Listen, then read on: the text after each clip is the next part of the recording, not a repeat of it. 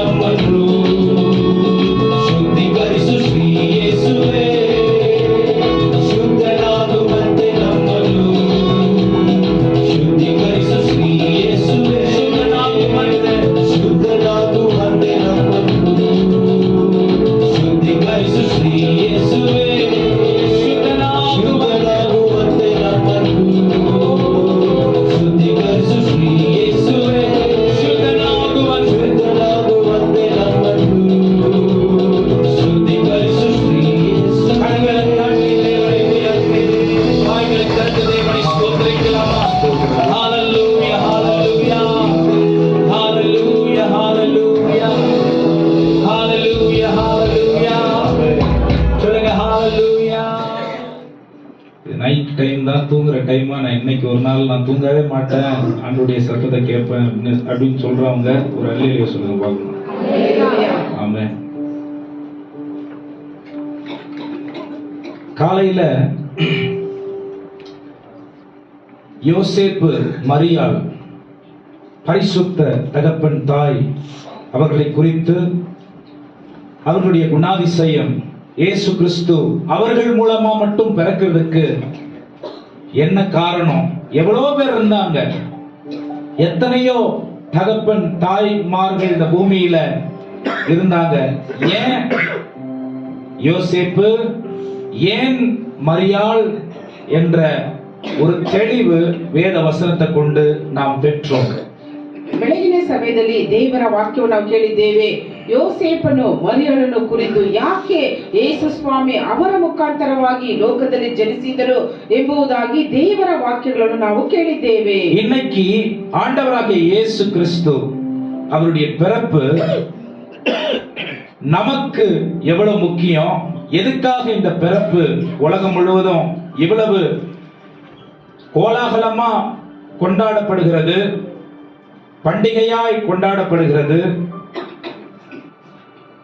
இது உண்மையாகவே இயேசு கிறிஸ்துவுக்காக கொண்டாடப்படுகிற பண்டிகையா, அல்லது இந்த பண்டிகையினுடைய உண்மை தன்மை என்ன அப்படிங்கறத கொஞ்ச நேரம் பார்க்க போகிறோம்.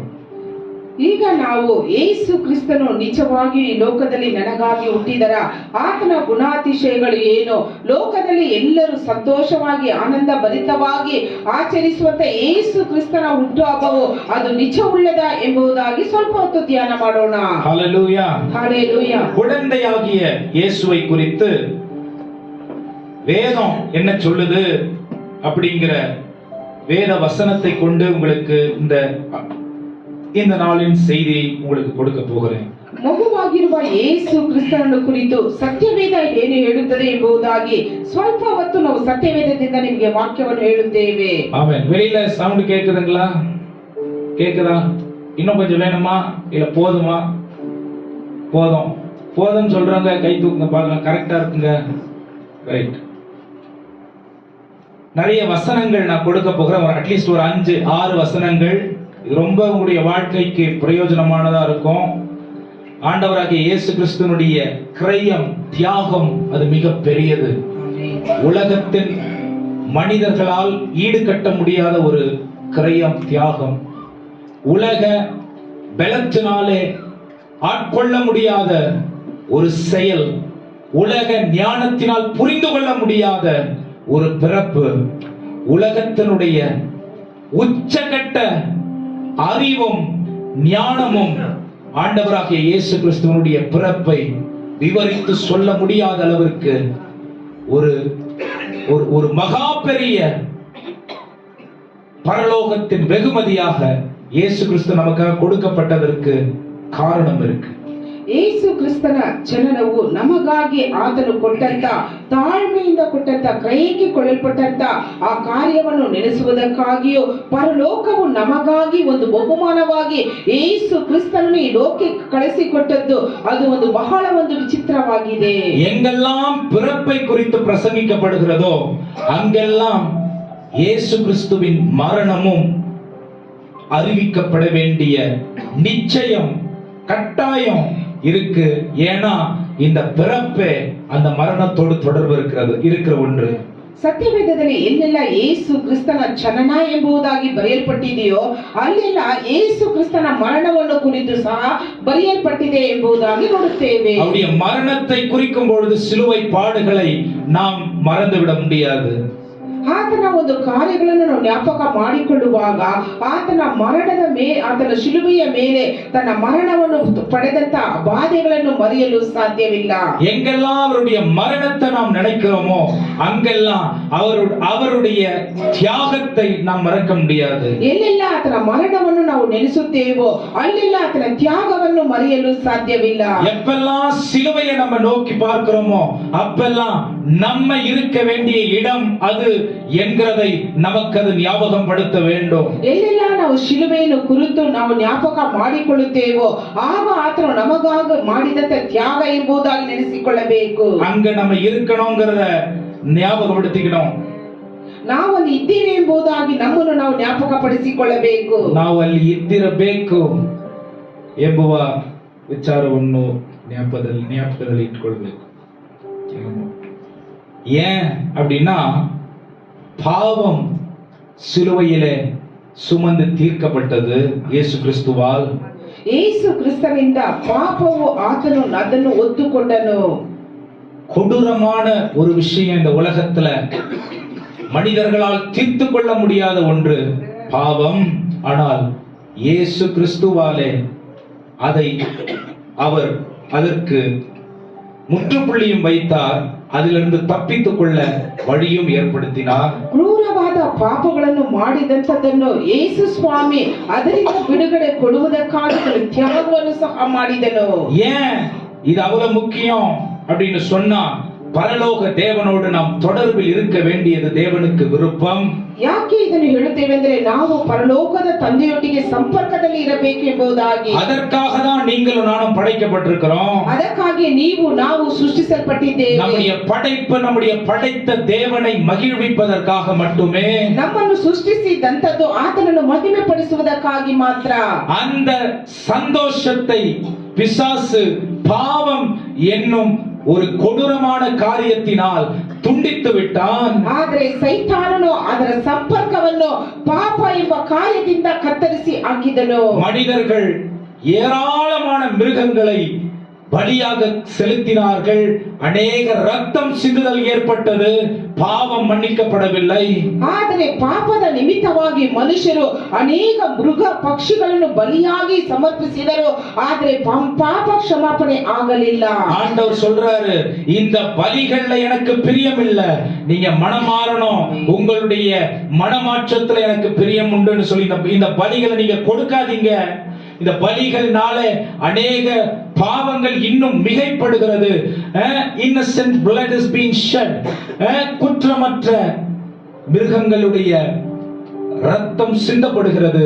இதனால் ஒரு நிவாரணம் உங்களுக்கு கிடைக்காது. ஏன்னா மனிதனுடைய பாவம் அத்தனை கொடூரமானது. அந்த பாவத்திலிருந்து மீட்படைய ஒரு மாசற்ற ரத்தம் சிந்தப்பட வேண்டும் என்று தேவன் நினைத்தார். தீர்க்கதரிசிகள் மூலம் திருவுளம் பற்றினார். ಯಜ್ಞವನ್ನು ಅರ್ಪಿಸುವುದು ನನಗೆ ಇಷ್ಟವಿಲ್ಲ, ಯಾಕೆಂದರೆ ಯಾವ ಪಾಪವನ್ನು ಹರಿಯದೇ ಇರುವಂತ ಮೃಗ ಪಕ್ಷಿಗಳ ರಕ್ತವು ಅದು ನನಗೆ ಇಷ್ಟವಿಲ್ಲ. ಆದರೆ ಒಬ್ಬ ಮನುಷ್ಯನು ಪಾಪದಿಂದ ಬಿಡುಗಡೆಯಾದರೆ ಯೇಸು ಸ್ವಾಮಿ ಒಬ್ಬ ಮನುಷ್ಯನ ರಕ್ತವು ಸುರಿಸಲ್ಪಡಬೇಕು ಎಂಬುದಾಗಿ. இந்த ரத்தம் குற்றமற்றதாகவும் இருக்கணும், இந்த ரத்தம் பரிசுத்தமானதாகவும் இருக்கணும்ங்கிறது தேவனுடைய. ஏன்னா பாவிகளுடைய ரத்தம் பாவத்தை மன்னிக்காது. பாவிகளுடைய ரத்தம் பரிசுத்தத்தினால் கழுவப்படும். இந்த பரிசுத்த ரத்தம் சிந்தப்பட வேண்டிய தேவை இருந்தது. ಪಾಪಿಗಳ ರಕ್ತವು ಸುರಿಸಲ್ಪಟ್ಟಾಗ ಪರಿಶುದ್ಧಾತ್ಮನ ರಕ್ತದಿಂದ ಶುದ್ಧೀಕರಿಸಲ್ಪಡಬೇಕು. ಪಾಪಾತ್ಮನ ರಕ್ತವು ಪಾಪವನ್ನು ಕ್ಷಮಿಸಲು ಸಾಧ್ಯವಿಲ್ಲ. ரெண்டுத்துக்கும் பரலோகத்திற்கும் பூமிக்கும் அடையாளப்படுத்தி ஒரு நபர் வேணும். அதற்காக தான் ஒரு மனிதனாகவும் பரலோகத்தை நன்றாய் அறிந்திருக்கிறவராகவுமாய் இருப்பதற்காக இயேசு கிறிஸ்துவை மகனாக பலியாக பூமிக்கு ಅನುಪಿನಾರ್. ಈ ಲೋಕದಲ್ಲಿ ಪಾಪದಿಂದ ತುಂಬಿದ್ದ ಮನುಷ್ಯರಿಗೆ ಪಾಪದಿಂದ ಬಿಡುಗಡೆ ಕೊಡುವುದಕ್ಕಾಗಿ ಪರಲೋಕದ ಒಬ್ಬ ಮನುಷ್ಯನು ಬೇಕಾಗಿದ್ದು ಅದನ್ನೇ ದೇವರು ನಮಗೆ ಕೊಡಲ್ಪಟ್ಟರು. ஏசாயா 9ஆம் அதிகாரம் 6ஆம் வசனம் இத தெளிவா சொல்லுது. ஏசாயா 9ನೇ ಅಧ್ಯಾಯ 6ನೇ ವಚನ. நல்ல மனப்பாடமா இந்த வசனங்களை நம்ம சொல்லி இருப்போம். ஆனா இந்த வசனத்தினுடைய ஆழத்தை இன்னைக்கு நான் உங்களுக்கு சொல்ல போறேன். ಆದರೆ ಇದನ್ನು ನಾವು ಕಂಠಪಾಠವಾಗಿ ಎಲ್ಲರೂ ಹೇಳುವುದುಂಟು, ಆದರೆ ಇದರಲ್ಲಿರುವ ಆಳವಾದ ಅರ್ಥವನ್ನು ನಿಮಗೆ ತಿಳಿಸುತ್ತೇವೆ. பூமியையும் அடையாளப்படுத்தணும், பரலோகத்தையும் அடையாளப்படுத்தணும். அது ஒரு நபராக இருந்து அதை யாரால அதை செய்ய முடியும் அப்படின்னு தேவன் நோக்கி பார்த்து கொண்டிருக்கும் பொழுது பரத்திலிருந்து நமக்காக அனுப்பப்பட்டவர் தான் ஆண்டவராகிய இயேசு கிறிஸ்து. ಭೂಮಿಯ ಮೇಲೆ ಒಂದು ಗುರುತಿರಬೇಕು, ಪರಲೋಕದ ಮೇಲೆ ಒಂದು ಗುರುತು ಇರಬೇಕು. ಆ ಗುರುತಿಗೆ ಸಮಾನರು ಯಾರು ಎಂಬುದಾಗಿ ನೋಡುವುದಾದ್ರೆ ಪರಲೋಕದಿಂದ ಕಳಿಸಲ್ಪಡುವಂತ ಯೇಸು ಕ್ರಿಸ್ತನು. வாசிங்க அந்த வசனத்தை. நமக்கு ஒரு பாலகன் கவனிங்க. நமக்கு ஒரு பாலகன் பிறந்தார், நமக்கு ஒரு குமாரன் கொடுக்கப்பட்டார், நமக்கு ஒரு குமாரன் கொடுக்கப்பட்டார். போதும். ஆமென். இந்த வசனம் தெளிவா என்ன சொல்லுது? ரெண்டும் வேற வேற. நமக்கு ஒரு பாலகன், எல்லாரும் சொல்லுங்க, நமக்கு ஒரு பாலகன் பிறந்தார். இந்த பாலகன் அவருடைய பிறப்பு மனிதருடைய சரீரத்தோடு மனிதனுடைய பிறப்போடு அடையாளப்படுத்துகிறது ஒன்று. ஆமென். நமக்கு ஒரு பாலகன் பிறந்தார். மனுஷன் மாதிரி பிறக்கணும். ஆமென். அதுக்கப்புறம் நமக்கு ஒரு குமாரன் கொடுக்கப்பட்டார். பிறக்கிறது வேற, கொடுக்கப்படுறது வேற. ஆமென். எத்தனை பேர் புரியுது? சத்தமா கரங்களை உயர்த்தி ஒரு அல்லேலூயா சொல்லுங்க. ಆಮೆನ್. ಒಂದು ಮಗು ನಮಗಾಗಿ ಹುಟ್ಟಿದೆಯಷ್ಟೇ, ವರದ ಮಗನು ನಮಗೆ ದೊರೆತನು. ಇಲ್ಲಿ ನೋಡುವುದಾದರೆ ಒಂದು ಮಗು ಹುಟ್ಟುವುದು ಒಂದು ಬೇರೆ ಅರ್ಥ, ಕೊಡುವುದು ಬೇರೆ ಅರ್ಥ. பரலோகம் நமக்காக மானிடனாய் நம்முடைய பாவத்தோட அடையாளப்படுத்தப்பட ஒரு பலியாகவே மாற ஒரு மனுஷனை பரலோகம் அனுப்புறதுக்கு ஆயத்தப்பட்டுச்சு. ஆனா இந்த மனுஷன் பாவம் இல்லாதவனா இருக்கணும். இந்த மனுஷன் குற்றமற்றவனா இருக்கணும். இந்த மனுஷன் பரிசுத்தவானா இருக்கணும். இந்த மனுஷன் பரலோகத்திற்கு ஏற்புடையவனா இருக்கணும். ஆமென். இந்த நமக்கு ஒரு பாலகன் பிறப்பதற்கு இந்த மனுஷன் பரலோகத்திலிருந்து நமக்காக கொடுக்கப்பட வேண்டிய தேவை இருந்தது. ஆமென். நம்மள மாதிரியே பிறக்கணும், நம்மள மாதிரியே வாழணும், நம்மள மாதிரியே சாப்பிடணும், நம்மள மாதிரியே கஷ்டப்படணும், நம்மள மாதிரியே தூங்கணும், நம்மள மாதிரியே எழுப்பணும். ஆனா நம்ம கிட்ட இருக்கிற பாவம் மட்டும் அவர்கிட்ட இருக்க கூடாது. ஆமென். பைபிள்ல தான் சொல்லுது, 33 வருஷம் ஆண்டவராக இயேசு கிறிஸ்து நம்மை போலவே இந்த பூமியில வாழ்ந்தாரு. ஆனா ஒரு பாவமும் அறியாதவராய் இருந்தார். ஆமென். ஹல்லேலூயா. அந்த மாசற்ற பரிசுத்தமான தேவனுடைய இரத்தம் சிந்தப்படும் பொழுது, ஆமென், எங்க ஒரு ஒரு ஒரு பயங்கர கொடூரமான பாவமும் இரக்கமும் சந்தித்த இடம் சிலுவை. ஆமென். ஒரு பலி செலுத்தப்பட வேண்டும். ஆனா அதே நேரத்துல அந்த பலியினால நாம் இரக்கம் பெற வேண்டும். இதற்குதான் அந்த பரலோகம் அந்த குழந்தையை நமக்கு கொடுத்தது. ஹல்லேலூயா. ஹல்லேலೂಯಾ. ಮನುಷ್ಯರ ಪಾಪಗಳು ಕ್ಷಮಿಸಲ್ಪಡಬೇಕಾದರೆ ಪರಲೋಕದಿಂದ ಒಂದು ಮಗು ನಮಗೆ ಕೊಡಲ್ಪಟ್ಟಿದ್ದು. ಅದು ಯಾವುದು ಅಂದ್ರೆ ಪರಿಶುದ್ಧವಾದದ್ದು, ತಪ್ಪಿಲ್ಲದಂತಹದ್ದು, ಕಳಂಕ ಸುಕ್ಕು ಇಲ್ಲದಂತಹದ್ದು ಎಂಬುದಾಗಿ ಸತ್ಯವೇದ ಹೇಳುತ್ತದೆ. ಹಾಗಾದರೆ ಒಂದು ಗುರುತು ನಮಗಾಗಿ ಕೊಡುವುದಾದರೆ ಈ ಲೋಕದಲ್ಲಿ 33 ವರ್ಷ ಜೀವಿಸುವಾಗ ನಮ್ಮ ಹಾಗೆ ಜೀವಿಸಿದರು, ನಮ್ಮ ಹಾಗೆ ಕಷ್ಟಪಟ್ಟರು, ನಮ್ಮ ಹಾಗೆ ಊಟ ಮಾಡಿದರು, ನಮ್ಮ ಹಾಗೆ ನಿದ್ರೆ ಹೊಡೆದರು. ಆದರೆ ಪಾಪಗಳನ್ನು ಕ್ಷಮಿಸುವುದಕ್ಕೆ ಮನುಷ್ಯನಿಗೆ ಹಕ್ಕು ಇಲ್ಲ, ದೇವರಿಗೆ ಮಾತ್ರ ಇತ್ತು. பரலோகம் ஏற்றுக்கொள்ள பட வேண்டிய ஒரு அன்பான மகனாக இந்த கொடுக்கப்படுற குழந்தை இருக்கணும். இது எப்ப எழுதி வைக்கப்பட்ட தெரியுமா? 1500 வருஷத்துக்கு முன்னாடி, இயேசு கிறிஸ்து பிறக்கிறதுக்கு 1500 வருஷத்துக்கு முன்னாடி எழுதி வச்சது. ஆமென். நமக்கு ஒரு பாலகன் பிறந்தார், நமக்கு ஒரு குமாரன் கொடுக்கப்பட்டார். ஆமென். இயேசு கிறிஸ்து நான் பிறக்கிறேன்னு சொல்றாரு. அது அவருடைய பெருந்தன்மை. பரலோகத்துல யார் போவீங்க பாவத்தை மன்னிக்கிறதுக்குன்னு கேட்கிறார் ஆண்டவரு. நான் போறேன்னு இயேசு கிறிஸ்து சொல்றாரு. அது பாலகனுக்கு அடையாளம். ஆமென். ஆனா பிதாவான தேவன் எவ்வளவு ஒரு ஒற்றுமை பாருங்க. பிதாவான தேவன் என் குமாரனையே நான் கொடுக்கிறேன் அப்படிங்கிற தீர்மானத்துக்கு வராரு. பூமியில பரிசுத்த ஆவியானவரால பூரணமான பரிசுத்தத்தோடு பிறக்கிறது இந்த பரிசுத்த குழந்தை. ஆமென். அவர் ஒத்துக்கிறார் நான் போறேன்னு. பரலோகத்தின் தேவன் சொல்றாரு, என் குமாரனை நான் அனுப்புறேன்னு. பரிசுத்த ஆவியானவர் பரிசுத்தமான விதத்திலேயே இந்த பூமியில் இந்த குழந்தையை பிறக்க வைக்கிறாரு. ஆமென். ஆமென். பக்கத்துல பார்த்து சொல்லுங்க, இதெல்லாம் இவ்வளோ பெரிய தியாகம் உங்களுக்காக எனக்காக. ஏன்னா பாவம் அவ்வளவு பெரிய கொடுமையானது. ஆமென். ஆமென். அவர் என்ன பண்ணுவாரு? அவர் என்ன பண்ணுவாரு? வாசிங்க தொடர்ந்து இந்த வசனத்தை. நமக்கு ஒரு பாலகன் பிறந்தார், நமக்கு ஒரு குமாரன் கொடுக்கப்பட்டார், கர்த்தத்துவம் அவர் தோளின் மேல் இருக்கும். கர்த்தத்துவம் அவர் தோளின் மேல் இருக்கும். The government will be on his shoulders. ஆமென். கர்த்தத்துவம், அதிகாரம் அவர் மேல இருக்கும். ஆமென். இந்த அதிகாரம் பலத்தினால் ஆட்கொள்ளப்படுகிற அதிகாரம் கிடையாது, தாழ்மையால. ஆமென். பரலோகத்தை நாம் நாடி வருவதற்கு ரத்தம் சிந்துதலை உடையவராக, அந்த நோக்கத்திலேயே நாம் ஒவ்வொருவரும் கழுவப்பட்டவர்களாக, ஒவ்வொருவரும் ஏற்றுக்கொள்ளப்படுகிறவர்களாக, ஒவ்வொருவரும் புறக்கணிக்கப்படாதபடிக்கு, ஒவ்வொருவரும் நரகத்திலிருந்து தப்புவிக்கும்படிக்கு பரலோக ராஜ்யத்தினுடைய கர்த்தத்துவத்தை அவர் தோளின் மீது சுமந்திருக்கிற தேவனாய் இருக்கிறார். ஆமென். பரலோகம் இதைதான் எதிர்பார்க்குதுன்னு. ஆமென். உங்களை என்னையும் அந்த பரலோகத்திற்கு உட்பட்டவர்களாய் மாற்றும்படிக்கு இவ்வளோ பெரிய பொறுப்பு எடுத்துட்டு இந்த பூமிக்கு தாழ்மையின் ரூபம் எடுத்து வந்தார். ஹல்லேலூயா. ಹಲ್ಲೆಲೂಯಾ. ಜನರ ಪಾಪಗಳಿಗಾಗಿ ಯಾರು ಹೋಗುತ್ತೀರಾ ಎಂಬುದಾಗಿ ಕೇಳುವಾಗ ಯೇಸು ಕ್ರಿಸ್ತನು ನಾನು ಹೋಗುತ್ತೇನೆ ಎಂಬುದಾಗಿ ಒಪ್ಪಿಕೊಂಡು ಬಂದರು. ಪರಲೋಕದ ತಂದೆಯು ಆತನನ್ನು ಕಳುಹಿಸುವುದಕ್ಕೆ ಒಪ್ಪಿಸಿಕೊಟ್ಟರು. ಆದರೆ ಪವಿತ್ರಾತ್ಮನ ಮೂಲಕವಾಗಿ ಆ ಮಗು ಜನಿಸಿತು. ಆದರೆ ಎಲ್ಲಾ ಕಾರ್ಯಗಳು ಯಾಕೆ ನಡೆದವು ಎಂಬುದಾಗಿ ನೋಡುವುದಾದ್ರೆ ಆಡಳಿತವು ಅವನ ಬಾಹುವಿನ ಮೇಲಿರುವುದು ಎಂಬುದಾಗಿ.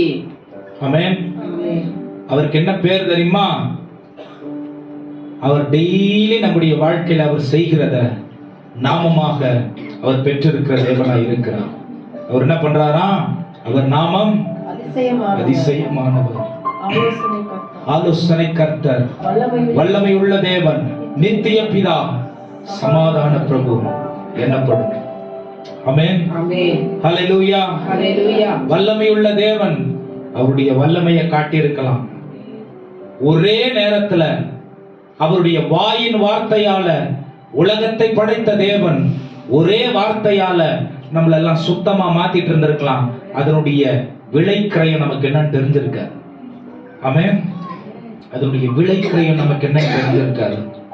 ஒரே நேரத்துல அவர் வானத்திலிருந்து தூதர்களை இறக்கி நம்மளை எல்லாம் கட்டி வைத்து அவருடைய பலத்தை உபயோகப்படுத்தி, அவருடைய பிரம்மாண்டத்தை உபயோகப்படுத்தி, அவர் எவ்வளவு பெரியவர் நம்ம பார்க்கிற அளவிற்கு தரிசனத்தை காண்பித்து, ஆமென், நம்மளெல்லாம் பாவ அறிக்கை செய்ய வச்சு அவர் அவர்கிட்ட சேர்த்து கொண்டிருக்கலாம். அதை அவர் செய்யல. ஆமென். அவர் பேர் என்னது? ஆலோசனை கர்த்தர். டெய்லி ஆலோசனை கொடுக்கிறார். நீ இதை செய்யாத, நீ இதை செய்ய, நீ இதுல ஈடுபடாத, இதுல ஈடுபடு, இதை பார்க்காத, இது பாரு, இதை ஏற்றுக்கொள், இதை ஏற்றுக்கொள்ளாத. ஆமென். உடைய வாழ்க்கைக்கு இது சரியானதா இருக்கும், இது சரியானதா இருக்காது. ஆமென். என்னை பின்பற்றுவதற்கு இதுதான் வழி, இது வழி இல்லை. பரலோகத்திற்கு இதுதான் பாதை, இது பாதை இல்லை. ஆமென். உன்னுடைய எதிர்காலத்திற்கு தேவையான காரியம் என்னில் விசுவாசமாய் நீ இருப்பதுதான் மூல காரணம். உன் சுய எண்ணத்திற்கு, அறிவுக்கு, ஞானத்திற்கு உன்னை நீ நடத்தி கொள்வதிலே இல்ல. அவர் ஆலோசனை கர்த்தர். ஆமென். ஆண்டவர் ஆலோசனை கொடுத்து அது ஒரு நாளும் தவறா போனதே கிடையாது. ஆமென்.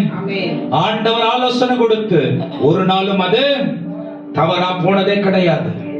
ಅದ್ಭುತ ಸ್ವರೂಪನು, ಆಲೋಚನಾಕರ್ತನು, ಪರಾಕ್ರಮಿಯಾದ ದೇವರು, ನಿತ್ಯನಾದ ತಂದೆ, ಸಮಾಧಾನದ ಪ್ರಭು ಎಂಬುವು ಅವನ ಹೆಸರು ಎಂಬುದಾಗಿ. ಪರಾಕ್ರಮಿಯಾದ ದೇವರು ತನ್ನ ಬಲವನ್ನು ತೋರಿಸಬಹುದಾಗಿತ್ತು, ಆದರೆ ಬಲವನ್ನು ತೋರಿಸಲಿಲ್ಲ, ತಾಳ್ಮೆಯನ್ನು ತೋರಿಸಿದರು. ಆತನು ನೆನೆಸಿರುವುದಾದರೆ ಒಂದೇ ಬಾಯಿ ಮಾತಿನಿಂದ ಲೋಕವನ್ನೆಲ್ಲ ಸೃಷ್ಟಿ ಮಾಡಿದರು. ನಮ್ಮೆಲ್ಲ ಪಾಪಗಳನ್ನು ಒಂದೇ ದಿನದಲ್ಲಿ ಕ್ಷಮಿಸಿ ನಮ್ಮನ್ನು ನೀತಿವಂತರಾಗಿ ಮಾಡಬಹುದಾಗಿತ್ತು. ಆದರೆ ಆತನ ಬಲವನ್ನು ನಾವು ತಿಳಿದುಕೊಳ್ಳಬೇಕಾಗಿದೆ. ಆಲೋಚನಾಕರ್ತನು, ನಮಗೆ ಆಲೋಚನೆಗಳನ್ನು ಕೊಡುವ ಆತನು. ನಾವು ಎಲ್ಲಿರಬೇಕು, ಏನು ಮಾಡಬೇಕು, ಹೇಗಿರಬೇಕು ಎಂಬುದಾಗಿ ಪ್ರತಿನಿತ್ಯ ಆಲೋಚನೆಗಳನ್ನು ಕೊಟ್ಟು ನಡೆಸುವ ಆತನು. பிரியமானவர்களே, இந்த குழந்தை பூமியில பிறக்கிறதுக்கு முன்னாடி 1500 வருஷத்துக்கு முன்னாடி ஏசாயா எழுதி வச்சாரு. இந்த குழந்தையாகிய இயேசு பூமியில் பிறந்த பிறகு 4 பேருடைய பாடல், 4 பேர் பாட்டு பாடினாங்க. தேவ தூதர்கள் கூடி வந்து உன்னதத்தில் இருக்கிற தேவனுக்கு மகிமை, பூமியில் சமாதானம், மனுஷர் மேல் பிரியம். ஆமென். இயேசு கிறிஸ்துவினுடைய நாமத்தை அன்னைக்கு எழுதி வச்சதை நீ பாடுறாங்க. பூமியில் சமாதானம், கிருபையும் சமாதானமும் இவர்களுக்கு உண்டாவதாக. மரியாதை பார்த்து தேவ தூதன் சொல்லுகிறான், கிருபை பெற்றவளே வாழ்க. ஆமென். தேவனாலே நீ தெரிந்து கொள்ளப்பட்டவளா இருக்கிறாய். நீ ஒரு குமாரனை பெறுவாய், அவருக்கு இயேசு என்று பெயரிடுவாயாக. ஆமென். சக்கரையாக்கு சொல்றாரு, சக்கரையாவுடைய மனைவி எலிசபெத் ஒரு பேரன் லேடி, குழந்தை பெற்றெடுக்க முடியாத ஒரு சூழ்நிலையில இருந்தால் ஆண்டவர் சொல்றாரு, உனக்கு ஒரு குமாரனை கொடுப்பேன், வரப்போகிற தேவனுக்கு அவர் வழியை ஆயத்தப்படுத்துவாரு. ஆமென். இந்த சக்கரையா என்ன பண்றாருன்னா, நம்பல, ஆண்டவருடைய வார்த்தைய நம்பல. 9 மாசம் ஊமையா இருந்தாரு. அதுக்கப்புறம் அவர் வாயை திறந்த உடனே, ஓ என்னுடைய சிறையிருப்பு மாறினது, என்னுடைய அடிமைத்தனம் மாறினது, இந்த குழந்தையால் அது நடந்தது. ஆமென். சில நேரம் ஆண்டவர் வந்து வெறும் ஆசீர்வாதத்தையும் கொடுக்கறது இல்ல, ஆமென், பெரம்பையும் எடுக்கிறாரு. எதுக்குன்னா, கெட்ட வார்த்தை பேசிக்கிட்டு இருக்கிற வாய் நல்ல வார்த்தை பேசணும் தேவன் விரும்புறாரு. ஏசாயா, இதே ஏசாயா 5ஆம் அதிகாரம் வரைக்கும் வாய்க்கு வந்ததெல்லாம் பேசுறான். 6ஆம் அதிகாரத்துக்கு, ஐயோ நான் அதமானேன், என் வாயில இருந்து வர வார்த்தை தேவனுக்கு பிரியமா இவ்வளவு நாள் இல்ல. அவருடைய கோல் என்னுடைய நாவை தொட்ட பொழுது நான் புதுப்பிக்கப்பட்ட நான் வந்து என்ன சொல்றதுங்க, நான் செத்து போயிருவேன் பயந்துட்டேன். அப்புறம் சொல்றாரு, இன்னும் 5 அதிகாரம் கழிச்சு, உன்னதத்தில் இருக்கிற தேவனுக்கு மகிமை. ஆமென். நமக்கு ஒரு பாலகன் பிறந்தார், நமக்கு ஒரு குமாரன் கொடுக்கப்பட்டார். தீர்க்க தரிசனமா வருது.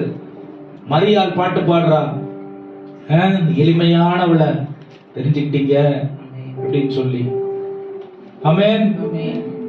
ஒவ்வொரு பாடலையும் நீங்க பார்த்தீங்கன்னா, தேவன் இந்த பூமியில செய்ய போகிற காரியங்களையும் அவர்கள் ஒரு என்ன சொல்றதுங்க, நன்றி உணர்வோட, எங்களையும் நீங்க தெரிந்துகிட்டீங்களே இப்படிப்பட்ட ஒரு மகா பெரிய செயலுக்காக சொல்லி அவங்க இந்த பாடல்களை பாடி வைத்திருக்கிறார். என்ன சொல்ல வர அப்படின்னு சொன்னா, ஆலோசனை கர்த்தர்.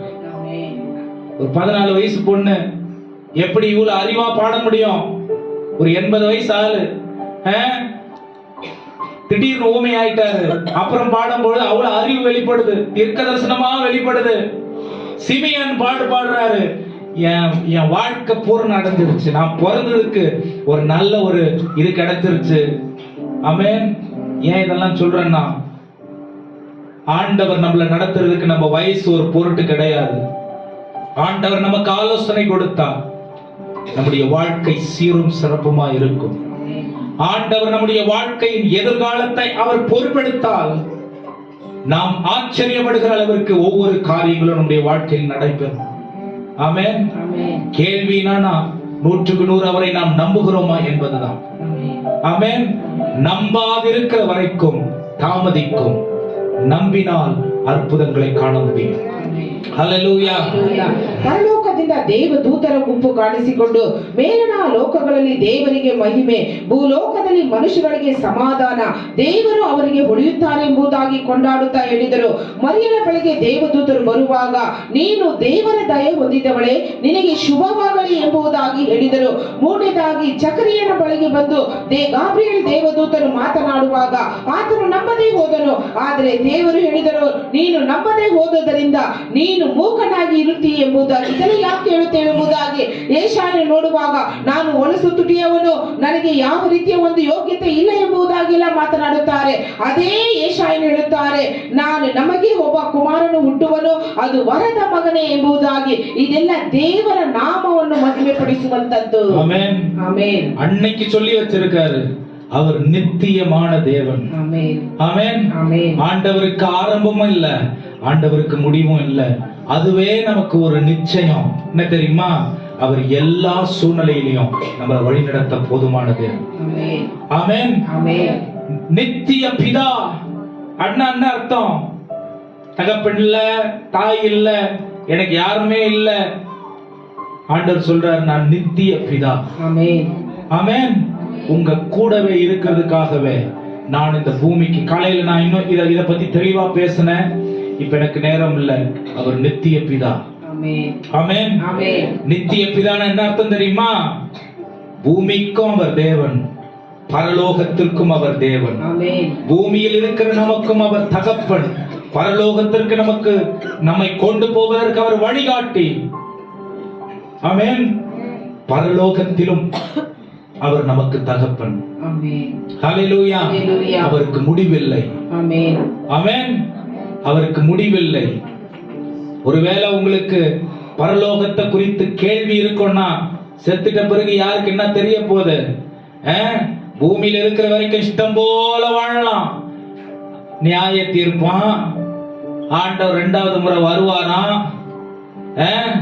இந்த சயின்ஸ் காலத்துல இதெல்லாம் நடக்குமா? இந்த ஒரு வார்த்தை எல்லாத்துக்கும் பதில் சொல்லுது. அவர் நித்திய பிதா. ஆமென். ஆமென். ஆமென். அவருக்கு மறைவாய் ஒன்றும் இல்ல. அவர் அல்பா, அவர் ஒமேகா. ஆமென். அவர் ஆதி, அவர் அந்தம். ஆமென். ஆதினா என்னது? தொடக்கமே இல்ல. அந்தம்னா என்னது? முடிவும் கிடையாது. காலத்திற்கும் அப்பாற்பட்டவர் அவர். இயற்கைக்கு அப்பாற்பட்டவர் அவர். ஆமென்.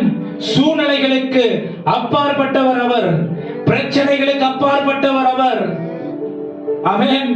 ஆண்டவர் ஒரு வட்டத்திற்குள்ள போட்டு அடைக்கிற முடியாது. எத்தனை பேருக்கு சந்தோஷமா, ஐயோ இவ்வளோ பெரிய தேவன் எனக்குள்ள இருக்காரு, எனக்குள்ள வாசமா இருக்கு. எத்தனை பேர் சந்தோஷப்படுறீங்க? ஆமென். ஆமென். ஆதியா அந்தம்மா, வருகையா நியாய தீர்ப்பான். கேள்வி இருக்கா? அவர் நியாய தீர்ப்புக்கும் அப்பாற்பட்டு கிரியை செய்கிற தேவனா இருக்கு. ஒண்ணு மட்டும் சொல்றேன், ஒருவேளை உங்க வாதத்தின்படியே அல்லது இந்த குறுக்கு புத்தி நிறைய பேருக்கு வருது, நல்ல கேள்வின்னு கேட்கறது இல்ல. அப்படி இல்லைன்னா என்ன பண்றது? என்கிட்ட ஒருத்தர் கேட்டார், இவ்வளெல்லாம் ஒரு பாஸ்டர் பையன், அதுவும் இவ்வளெல்லாம் நாங்க கஷ்டப்பட்டு இவ்வளெல்லாம் பரிசுத்தமா வாழ்ந்து ஒருவேளை பரலோகம் இல்லைன்னா என்ன பாஸ்டர் பண்றது? பரலோகம் இல்லைன்னா நாங்க உலகத்தை எதுவுமே அனுபவிக்காம போயிட்டுமே. இவ்வளோ கஷ்டப்பட்டு நாங்க பரிசுத்தமா ஆண்டவர் சொல்லி வாழ்ந்து இதெல்லாம் இல்லாம நான் எதுவுமே எல்லாம் அனுபவிக்கிறவன் எல்லாம் வாழ்க்கை முடிஞ்ச பிறகு முடிஞ்சு போச்சுன்னு அப்படி அட்லீஸ்ட் நான் என் வாழ்க்கையை அனுபவிச்சுட்டேன் அப்படின்னு இருக்கலாம். பரலோகம் இல்லைன்னா என்ன பண்றது? ஆண்டவர் தான் ஞானம் கொடுத்தாரு. என்ன நம்ம பதில் சொன்ன? ஒருவேளை பரலோகம் இல்லைன்னா பரவாயில்ல, பரலோகம் இல்லைன்னா பரவாயில்ல, ஆனா பரலோகம் இருந்துச்சுன்னா, ஆமென், பரலோகம் இருந்துச்சுன்னா நீ வாழ்ந்த பரிசுத்த வாழ்க்கைக்கு பலன் 100 அங்க பாப்ப. ஆமென். பரலோகம் இல்லைன்னா பரவாயில்ல, ஒரு நல்லவனா வாழ்ந்த, ஒரு 4 பேருக்கு ஆசீர்வாதமா வாழ்ந்த, செத்து போயிட்டேன்னு சொல்லிடலாம். ஆனா பரலோகம் இருந்துச்சுன்னா ஆமென். இங்கேயும் நீ கூடி குறுகி வாழ்ந்து பரலோகத்தை விட்டுட்டு நரகத்திலையும் வெந்து வேகாம சாகணும். ஆமென். அதனால பரலோகம் இருக்கு இல்லாம போது இயேசு கிறிஸ்துவினுடைய கட்டளை என்றென்றைக்கும் அது மாறாததா இருக்கு. அவருடைய கட்டளை என்னது? நான் நேற்றும் இன்றும் என்றும் மாறாதவரா இருக்கிறேன். அவருடைய கட்டளை என்னது? நான் எப்படி எடுத்துக்கொள்ளப்படுகிறேனோ அதே போல திரும்ப வருவேன்னு சொல்லி அவருடைய கட்டளை என்னது? என்னுடைய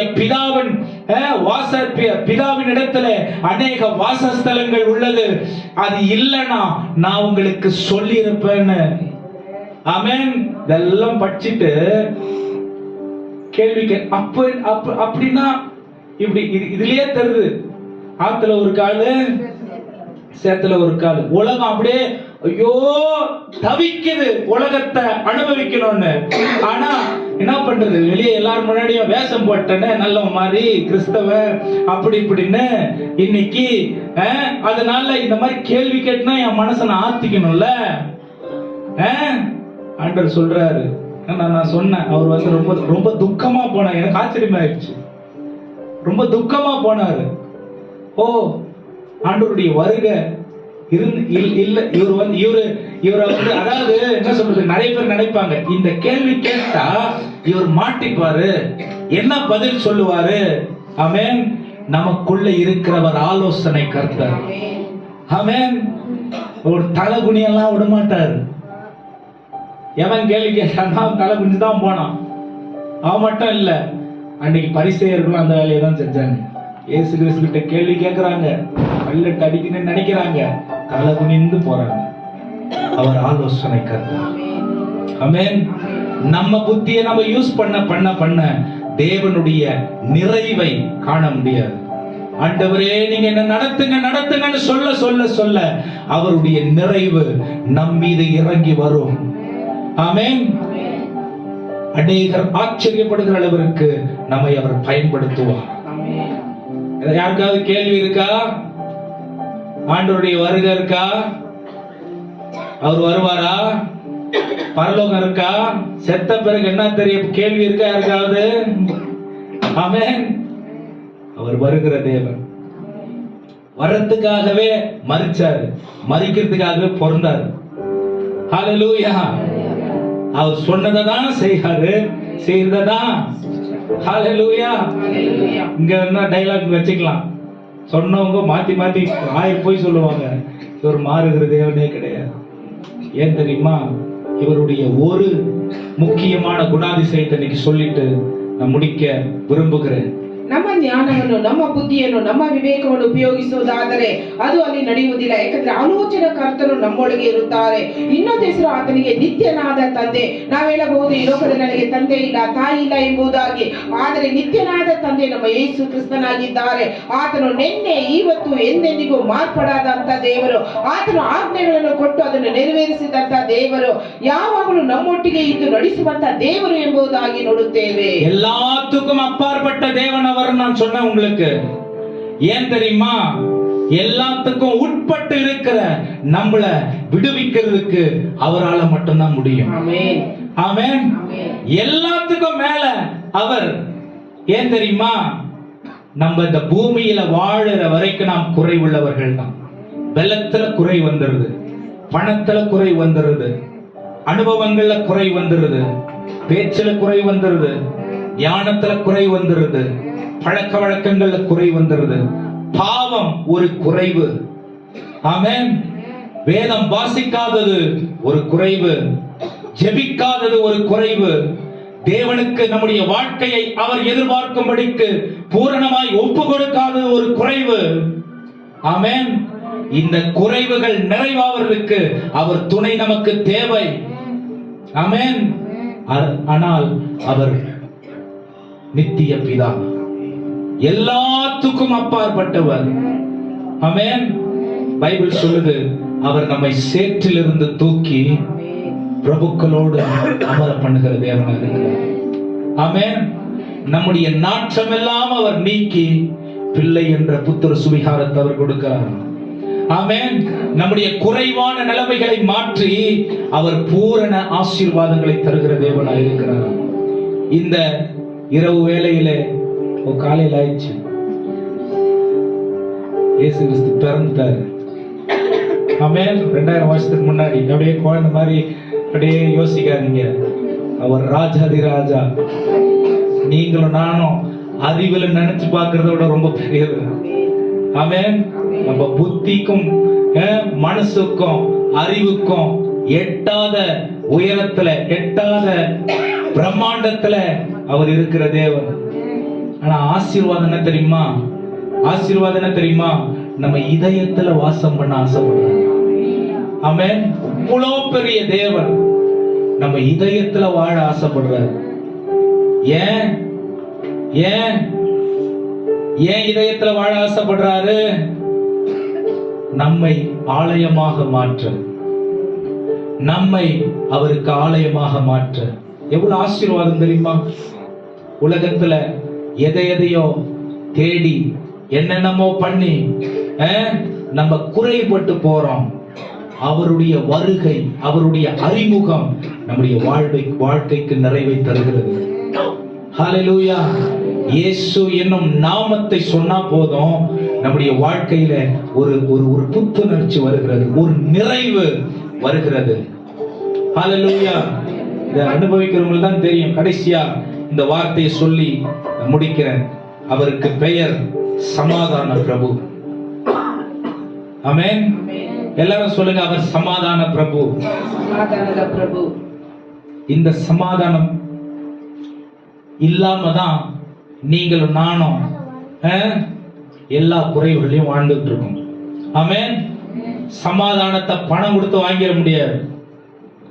சமாதானத்தை ஒரு சாதனையை நாம் சாதித்து வாங்கிட முடியாது. சமாதானத்தை ஆமென் நாம் ஆட்கள் சம்பாதிப்பதின் மூலம் வாங்கிட முடியாது. ஏன்னா சமாதானம் பரலோகத்தில் தொடர்புள்ளது, பரலோகத்தோடு தொடர்புள்ளது. ஹல்லேலூயா. வேதம் முழுவதையும் நீங்க வாசித்து பார்த்தீங்கன்னா இந்த 3 காரியம் எல்லா இடத்துலயும் இருக்கும். தேவனுடைய அன்பு, தேவனுடைய கிருபை, தேவனுடைய சமாதானம். ஆமென். மோசே எல்லாரையும் ஆசீர்வதித்து ஜெபம் பண்ணோன்னு போதக ஜெபத்தை ஏறெடுக்கிறார். என்னாகமம் 6ஆம் அதிகாரம் 24 இருந்து 26 வரைக்கும் நீங்க வாசிச்சீங்கன்னா கர்த்தர் உங்களை காப்பாராக அப்படின்னு சொல்லி நான் நிறைய இருக்கும். அப்புறம் அந்த வசனம் கீழே வாசிச்சீங்கன்னா சமாதானத்தின் தேவன் தாமே உங்களை ஆசீர்வதிப்பாராக முடியும். ஆமென். இந்த உலகம் தரக்கூடாத சமாதானத்தை இயேசு கிறிஸ்து நமக்கு தந்திருக்கிறார். ஆமென். எங்க இருக்கு அந்த வசனம்? யோவான் 14ஆம் அதிகாரம் 26ஆம் வசனம் வாசிச்சு பாருங்க. யோவான் 16ஆம் அதிகாரம் 26ஆம் வசனம். என் சமாதானத்தை உங்களுக்கு விட்டு போகிறேன், இந்த உலகம் தரக்கூடிய சமாதானம் அல்ல. வாசிங்க 26 27.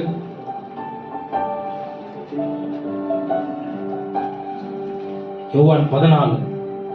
சமாதானத்தை உங்களுக்கு வைத்து போகிறேன், சமாதானத்தை உங்களுக்கு வைத்து போகிறேன், என்னுடைய சமாதானத்தை உங்களுக்கு கொடுக்கிறேன், என்னுடைய சமாதானத்தையே உங்களுக்கு கொடுக்கிறேன். உலகம் கொடுக்கிற பிரகாரம் நான் உங்களுக்கு கொடுக்கிறதில்லை, உலகம் கொடுக்கிற பிரகாரம் நான் உங்களுக்கு கொடுக்கிறதில்லை. உங்கள் இருதயம் கலங்காமலும் பயப்படாமலும் இருப்பதாக. உங்கள் இதயம் கலங்காமல், எப்பேற்பட்ட ஒரு வாக்கு தத்துவம்! உங்கள் இதயம் கலங்காமலும் பயப்படாமலும் இருப்பதாக. ஹல்லேலூயா. இனிமே நம்ம பயப்படக்கூடாது எதுக்கும். இனிமே கலங்கிக்கிட்டு இருக்க கூடாது. அப்படியே கேள்வி கேட்டுக்கிட்டு, அப்படியே தத்தளிச்சுக்கிட்டு, எனக்கு மட்டும்தான், உனக்கு மட்டும்தான், என்னமோ உலகத்துல நம்ம மட்டும்தான் பாவத்தை அதாவது கஷ்டத்தை பாக்குற மாதிரி, நமக்கு மட்டும்தான் கடன் இருக்கிற மாதிரி, நமக்கு மட்டும்தான் வியாதி இருக்கிற மாதிரி புலம்ப கூடாது. ஆமென். ஆண்டவர் சொல்றாரு, உனக்கு இல்லாதது ஒண்ணு என்னுடையத உனக்கு கொடுத்திருக்கிறேன். ஆமென். உலகம் தரக்கூடியது அது அல்ல. இந்த சமாதானம் பரிசுத்த ஆவியானவரால் நிறைவு பெற்றிருக்கிறது. கலாத்தியர் 5 அதிகாரத்தை நீங்க வாசிச்சு பார்த்தீங்கன்னா பரலோகம் தருகிற சந்தோஷத்தை நமக்கு தேவன் தந்திருக்கிறார். கலாத்தியர் 5 அதிகாரத்தை வாசிச்சு பார்த்தீங்கன்னா சமாதானத்தை தேவன் நமக்கு தந்திருக்கிறார். ஆமென். இந்த குழந்தை பரலோகத்துல இருந்து நமக்காக கொடுக்கப்பட்டது. இந்த குழந்தை நமக்காக பிறந்தது. இந்த குமாரன் நமக்காக கொடுக்கப்பட்டது. எதுக்காகங்கிற விவரத்தை இன்னைக்கு பார்த்தோம். ஒரே வசனத்துல இவ்வளவு விஷயம் இருக்கு. நான் இன்னும் நிறைய சொல்லுவேன், நேரம் இல்ல. மத்தேயு லூக்கா 2ஆம் அதிகாரத்தை நீங்க வாசிச்சு பார்த்தீங்கன்னா கூட சமாதானம் உண்டாகட்டும் உங்களுக்குன்னு அந்த அந்த தூதர்களை அந்த அந்த மேய்ப்பர்களை பார்த்து தூதர்கள் சொல்லுகிற வார்த்தையை நாம் பார்க்க முடியும். ஹல்லேலூயா. சமாதானமற்றவர்களுக்கு சமாதானத்தை கொடுக்கிறவர் நம் இயேசு. ஆமென். குழம்பி போய் பயந்து போய் இருக்கிறவர்களுக்கு சமாதானத்தை கொடுக்கிறவர் நம் இயேசு. ஹல்லேலூயா. இந்த தேவனை இந்த நாள்ல நம்ம வெறும் குழந்தையாய் பார்க்காதபடிக்கு வாழ்க்கைக்கு வேண்டிய எல்லாவற்றுக்கும் எல்லாமுமாய் இருக்கிற அவரை பிறக்கிறதில்ல, அழைக்க வேண்டும். ஆமென். பிறக்கிறதில்ல. ஆண்டவரே என் உள்ளத்துல பிறந்து வாரும் அப்படிலாம் சொல்லக்கூடாது. ஆமென். என் உள்ளத்துல நீர் இறங்கி வாரும்னு சொல்லலாம். ஏன்னா அவர் இறங்கி வந்தாருன்னா இந்த நிலைமை இப்ப இருக்கிற நிலைமை இருக்காது. ஹல்லேலூயா. இந்த வசனங்களை வாசிச்சு இன்னைக்கு கடைசியா நான் முடிக்க விரும்புகிறேன். லூக்கா 2ஆம் அதிகாரம் 9ஆம் வசனத்திலிருந்து 8ஆம் வசனத்திலிருந்து 14ஆம் வசனம் வரைக்கும் இருக்கிற ஒரு சம்பவத்தை நம்ம வாசித்து முடிக்கலாம். அப்பொழுது அந்த நாட்டிலே மேய்ப்பர்கள் வயல்வெளியில் தங்கி ராத்திரியிலே தங்கள் மந்தையை காத்து கொண்டிருந்தார்கள். அவ்வேளையில் கர்த்தருடைய தூதன் அவரிடத்தில் வந்து நின்றான். கவனிங்க, கர்த்தருடைய தூதன் அவரிடத்தில் வந்து நின்றான். கர்த்தருடைய மகிமை அவர்களை சுற்றிலும் பிரகாசித்தது. கர்த்தருடைய மகிமை அவர்களை சுற்றிலும் இதெல்லாம் வந்து சாதாரணமான மனுஷங்க. ஆமென். நீங்க ஒருவேளை யோசிச்சீங்க, இதெல்லாம் ரொம்ப பரிசுத்தவான்களுக்கு தான் இதெல்லாம் நடக்கும், ரொம்ப பெரிய பெரிய ஆளுங்களுக்கு தான் இதெல்லாம் நடக்கும், ரொம்ப அப்படியே பயங்கரமா கிறிஸ்தவ குடும்பத்துல பிறந்தவங்களுக்கு தான் இதெல்லாம் நடக்கும், ரொம்ப பெரிய பேக்ரவுண்ட் இருக்கிறவங்களுக்கு தான் இதெல்லாம் நடக்கும். இல்ல, பைபிள் அதை ஒத்துக்கிறது இல்ல. காட்டுல ஆடுகளை மேய்ச்சிட்டு இருந்தவங்கள தேவன் சந்திக்கிறார். தேவ தூதன் வந்து அவர்களிடத்துல பேசும்போது கொஞ்சம் யோசிச்சு பாருங்க. தேவனுடைய மகிமைய அவர்கள் அவர்களுக்கு காண்பித்தார். மகிமைய பார்த்தாங்க. இதே மகிமையில இதே பிரசனத்துல அவங்களை ஆண்டவர் தூக்கிக்கிட்டு போயிட்டு என்ன பண்ணிருக்கலாம்? இதே மகிமையை தூக்கிக்கிட்டு போயிட்டு குழந்தை இருக்கிற இடத்துல இறக்கி விட்டுருக்கலாமா இல்லையா? ஆமென். அவர் சொல்ற வேலைய, அவர் செய்யற வேலைய அவர் செய்வாரு. பக்கத்துல பார்த்து சொல்லுங்க, நம்ம செய்யற வேலையை நம்ம தான் செய்யணும். சத்தமா சொல்லுங்களேன். நம்ம செய்யற வேலைய அவர் அறிவிச்சிட்டாரு. தேவ தூதன் வந்து அறிவிச்சிட்டாரு. இந்த மேய்ப்பர்கள் போய் ஊர் உலகமெல்லாம் இந்த மகிமையான தேவனுடைய நற்செய்தியை அறிவித்தார்கள். ஆமென். சொல்லுங்க ஆமென். தூதனே எல்லாத்தையும் செஞ்சுட்டா அப்புறம் நம்ம எதுக்கு ஆண்டவர் இந்த உலகத்துல பிறக்க வைக்கணும்? தூதன் வந்தான், நற்செய்தி அறிவித்தான். அவர்கள் தேவ மகிமையை பார்த்தார்கள். இந்த நற்செய்தியை உலகம் எங்கும் அவர்கள் கொண்டு போனார்கள். ஹல்லேலூயா, ஹல்லேலூயா. நம்முடைய ரட்சிப்பு, நாம் பெற்ற நற்செய்தி உலகம் எங்கும் நம்மால் கொண்டு போவதற்காகவே. ஹல்லேலூயா. இதுதான் கிறிஸ்துமஸ். எல்லாம் நல்லா பேசிக்கிட்டு இருக்கீங்க, நல்லா தெரியுது. பிரசங்கத்தை பத்தி பேசிக்கிட்டு இருக்கீங்களா, வேற என்ன கதை பேசுறீங்களா தெரியல. பிரசங்கத்தை பத்தி பேசுறீங்க நான் நம்புறேன். யோசிச்சு பாருங்க. வாசிங்க இந்த வசனத்தை திரும்ப. அந்த இடத்தை தேவனுடைய பிரசன்னம் மூடிருச்சு. அவர்கள் மிகவும் மிகவும் பயந்தார்கள். அவர்கள் மிகவும் பயந்தார்கள். தேவதூதன் அவர்களை நோக்கி, கவனிங்க, தேவ தூதர்கள் அவரை நோக்கி, பயப்படாதிருங்கள், பயப்படாதே, இதோ ஆ. எல்லா ஜனத்துக்கும் மிகுந்த சந்தோஷம் எல்லா ஜனத்துக்கும் மிகுந்த சந்தோஷத்தை உண்டாக்கும் நற்செய்தியை ஆ. உங்களுக்கு அறிவிக்கிறேன். நாளைக்கு பெத்தேல் சர்ச்சில் 2 மணிக்கு பிரியாணி போடுறாங்க, அது இல்ல நற்செய்தி. ஆமென். அது இல்ல நற்செய்தி. நாளைக்கு காலையில எல்லாம் கேக் கொடுக்கறாங்க, அது இல்ல நற்செய்தி. ஆமென். வாசிங்க, இதான் நற்செய்தி. இததான் நம்ம அறிவிக்கணும். எங்க பிரதர் போனீங்க? துணி கொடுக்க போனேன். எங்க பிரதர் போனீங்க? கேக் கொடுக்க போனேன். ஆமென். அதெல்லாம் நல்லதுதான். நற்செய்தி அறிவிச்சுட்டு அதெல்லாம் செய்யணுமா? ஆமென். வாசிங்க. இன்று கர்த்தராகிய கிறிஸ்து என்னும் இரட்சகர், இன்று கர்த்தராகிய கிறிஸ்து என்னும் இரட்சகர் உங்களுக்கு தாவீதின் ஊரிலே பிறந்திருக்கிறார். பிள்ளையை துணிகளில் சுற்றி, பிள்ளையை துணிகளில் சுற்றி முன்னணியிலே கிடத்திருக்க காண்பீர்கள். இதுவே உங்களுக்கு அடையாளம் என்றார். அந்த சனமே பரமசேனையின் திரள் அந்த தூதனுடனே தோன்றி, உன்னதத்தில் இருக்கிற தேவனுக்கு மகிமையும் பூமியிலே சமாதானமும் மனுஷர் மேல் பிரியமும் உண்டாவதாக என்று சொல்லி தேவனை துதித்தார்கள். இங்க தூதர்களுடைய வேலை முடிஞ்சிருச்சு. மேய்ப்பர்களுடைய வேலை 15ஆம் வசனம். தேவதூதர்கள் அவர்களை விட்டு பரலோகத்துக்கு போன பிறகு மேய்ப்பர்கள் ஒருவரை ஒருவர் நோக்கி, இதை எல்லாரும் என்னோட சேர்ந்து சொல்லணும். நான் சொல்றேன், என்னோட சேர்ந்து சொல்லுங்க. நாம் பெத்லகேம் ஊருக்கு போய், எல்லாரும் சொல்லுங்க, நாம் பெத்லகேம் ஊருக்கு போய். நல்ல சத்தமா சொல்லணும். நாம் பெத்லகேம் ஊருக்கு போய். பெத்லகேம்னா அவங்களுக்கு பெத்லகேம் பக்கத்துல, நமக்கு எந்த ஊர் பக்கத்துலயோ அந்த ஊர். பெத்லகேம் ஊருக்கு போய் படிங்க. நடந்ததாக கர்த்தரால் நமக்கு அறிவிக்கப்பட்ட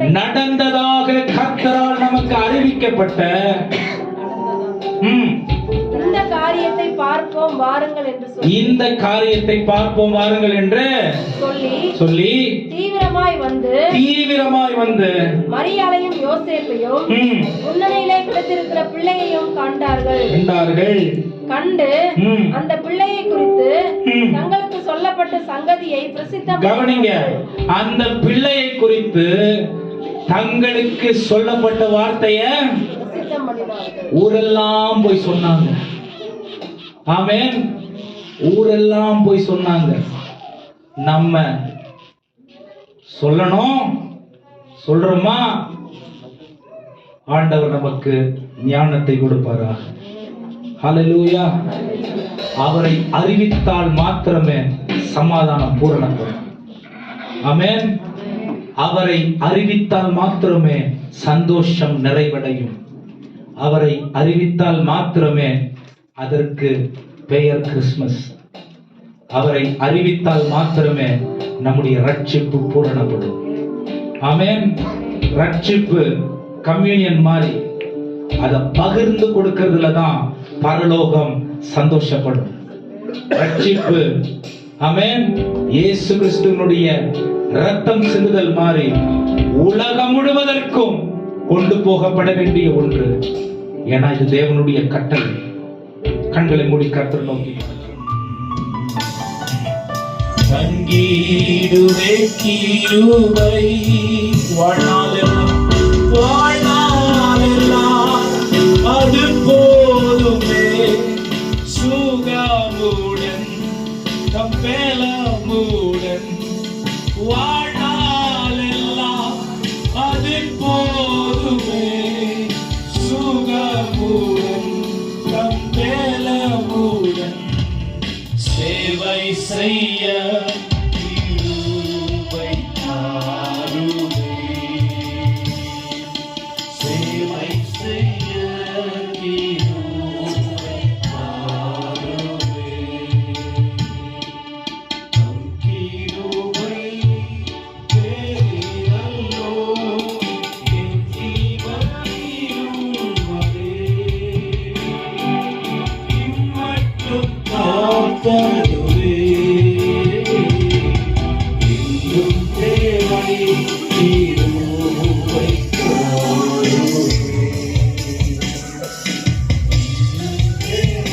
கொடுக்கிறதில்லை